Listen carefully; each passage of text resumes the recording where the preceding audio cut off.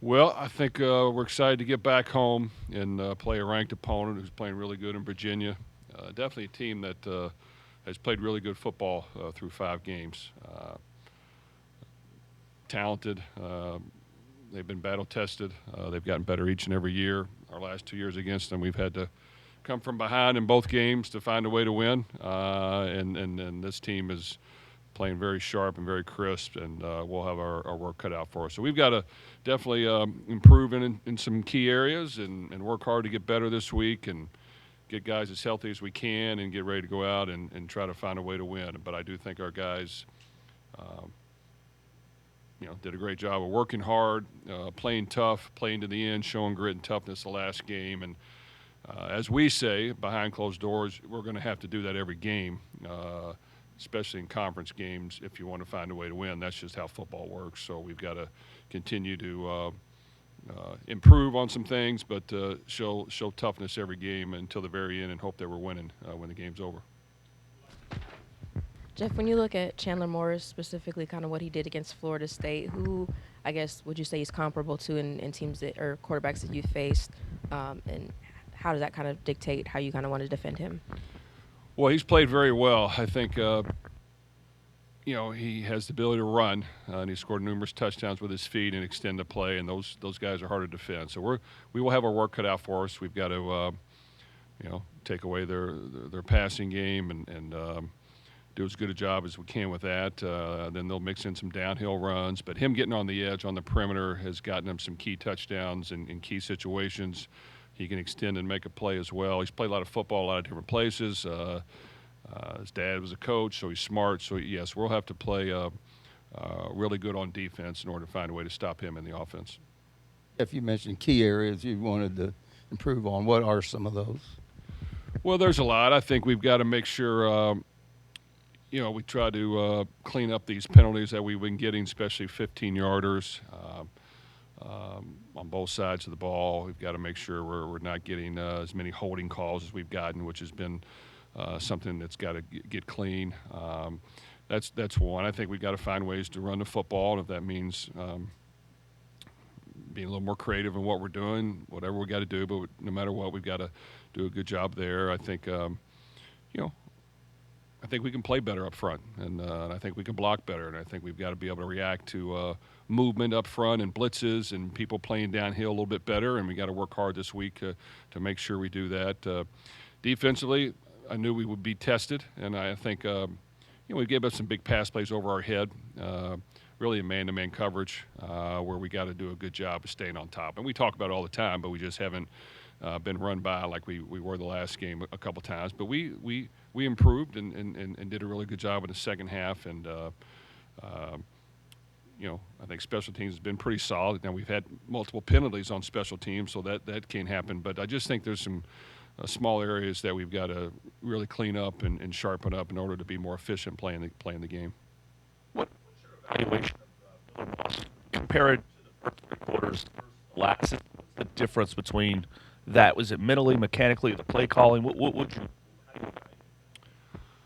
Well, I think Miller's an accurate passer. You know, he can deliver the ball on time if we're spacing things out for him, getting guys in right spots. I think you know certain guys are good at play action, and certain guys are good at pushing up the field. I think I don't want to give you all the secrets, but I think he can.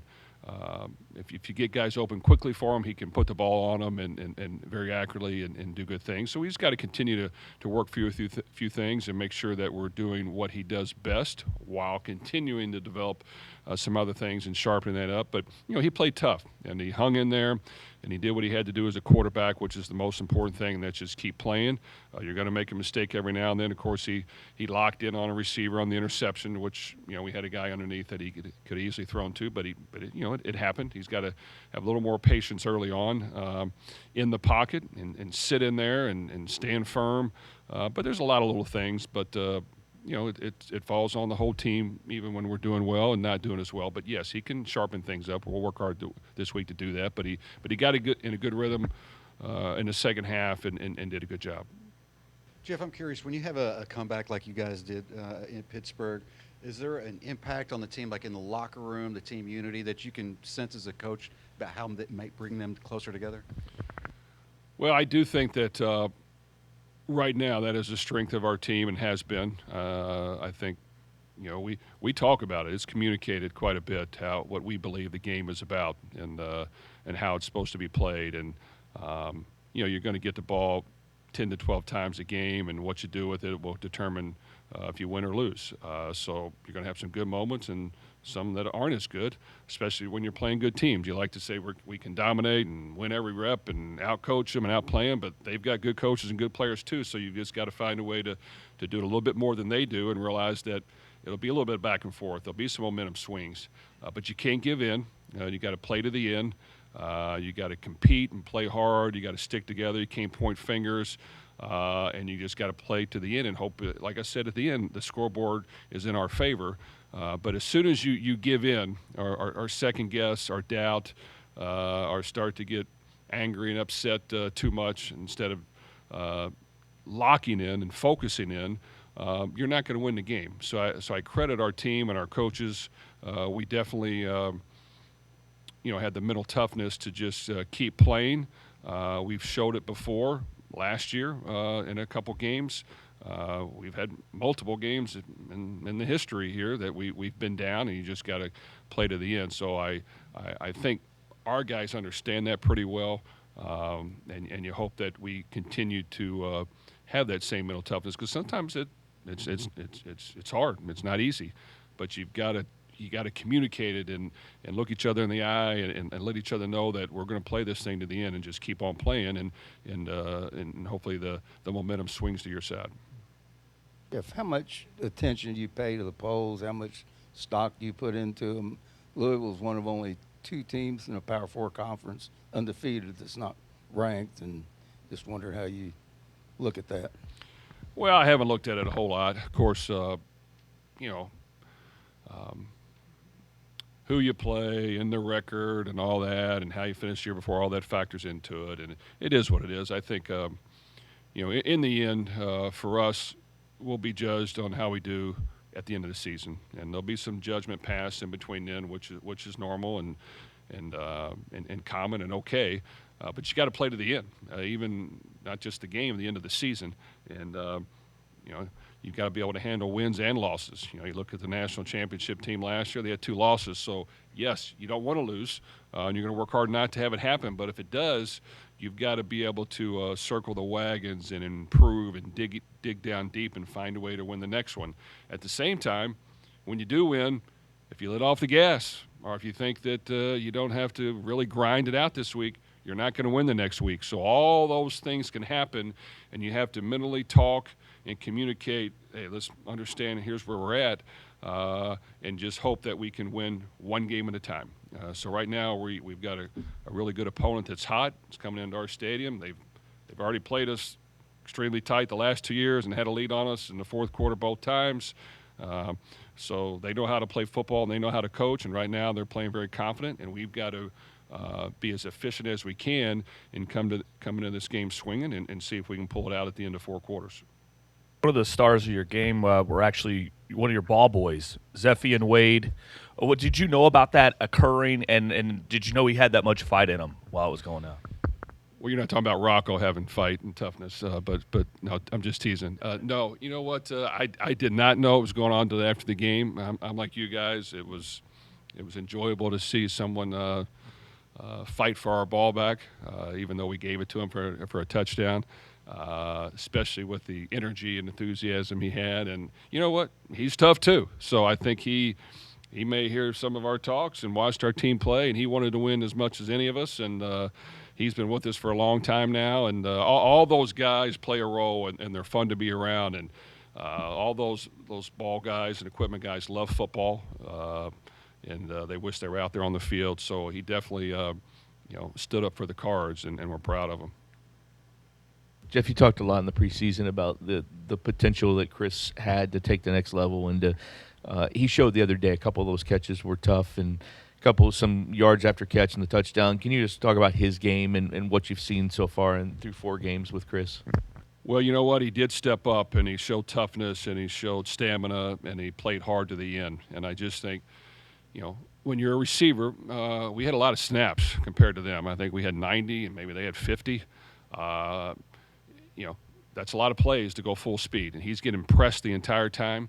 And there were a couple times where, man, you gotta find a way to make that play. But after that, he stepped up and made a ton of plays. And I just think, um, at the receiver position, we have some other receivers. We need to be able to spell them a little bit and keep them sharp.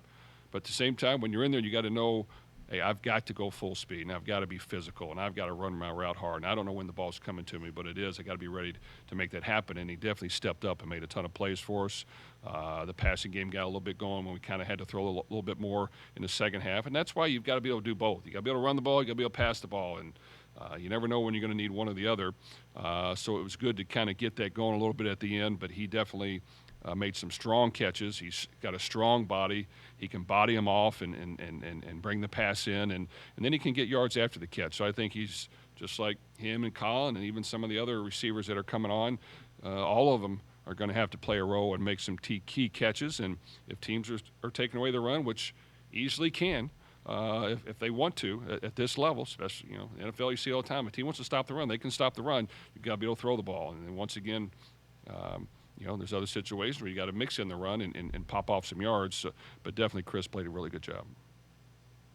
Jeff, it seems like there's been an upset every week in the ACC, well, college football really, but specifically when it comes to ACC. What do you feel like is different this year, maybe in terms of just some of the talent or the kind of surprise teams making a push here in the first month and a half of the season? Well, I think there's a lot of factors that go into teams playing well. That's beyond the coaching and players playing hard in the field. I mean, now you've got a lot of roster change every year, and there's teams adjusting their roster and doing whatever it takes to get the best roster they can, and you see some teams that are able to improve and have talented players. I just think football is a game where there's a lot of parity throughout the country. There used to be maybe 5 teams that were hands down the best ones in the country, and there's still probably a couple that are really really good. But there's a lot of really good football teams that can win any given Saturday. We understand that, I think, as a team, but it says that you could lose every game, but it also says you could win every game. So I just think, man, you got to really lock in and just do what you can to win this one game that's coming up, and put everything on it and do everything you can to get it done, and then you just move on to the next one. And if you can kind of somehow keep that mentality as a player and coach, at the end you hope that you have a record that you like. But, man, as soon as you start focusing on other things and looking ahead and being angry at what happened in the past, you're wasting critical time, and it affects the psychic of your confidence level moving forward. So I just think there's a lot of good teams out there. It's well coached. Anybody can win on a given day. And we're excited about the opportunity to play a top 25 team in our stadium, and we've got to find a way to take advantage of it. Jeff, how did Isaac Brown and Duke Watson come out of that game, and how much of a concern is it moving forward that room is really pretty banged up? Well, it's a concern without question, and we're going to do our part to try to get them as healthy as we can. Those guys, like a handful of others, I applaud them for playing not 100% and fighting through things, and you hope that they can get back fresh and go out there and run like they want to. But I think that's part of the game, and dealing with some nicks and dealing with some things that happen and being able to play through it, and knowing how hard you can practice as well, because sometimes you try to get them healthy for the game, but if you're not practicing, you're not going to play as well. It's just that other teams and opponents are too good, so you got to find a way to practice as much as you can, full speed, in order to kind of get yourself ready to go, because it's a challenging game against really good players. But at the same time, yes, we got to get you healthy. So I think as a player too, you got to mentally take that all in and do your part as well, as we're trying to get guys healthy to practice as much as you can. And we talk about it a lot. We want our guys to be honest with us, but if you want to play well in the game, man, you got to try to get as much practice in as you can to get yourself ready to go. Is it too early to put your finger on a favorite for the ACC championship, or is it, That's is it your as wide that's, open? That's your all's job to do that. No, I have no idea. I think, in my opinion, every year, but definitely this year, there's a lot of parity, and anybody can win, and you see it every weekend. A lot of games went down to the wire. A lot of games that you maybe don't think are going to be close or close. A lot of games that you think are going to be close and they're not. I mean, it's just a matter of the small little details that matter that go into a game. So no, I really can't predict anything. Jeff, what about defensively, Virginia? What do they do? What do they do well? And kind of looking at film, how different are they than they were last year? I know they got a lot of transfers. Well, I think they're very similar in their style and structure, and they've done a good job on defense over the years. At times, they have good players. Um, you can see they believe in what they're doing and they feel comfortable in the package. They have an offense that helps them, controls the ball. They got a running quarterback who can run in, throw it, and score points. All that ties together. So when their offense is playing well, it's going to make the defense look better. But they are playing very good as a team. Extremely well. Very efficient. Not hurting themselves, making a lot of really big plays on both sides of the ball. And right now, they're a dangerous team. Okay, thank you.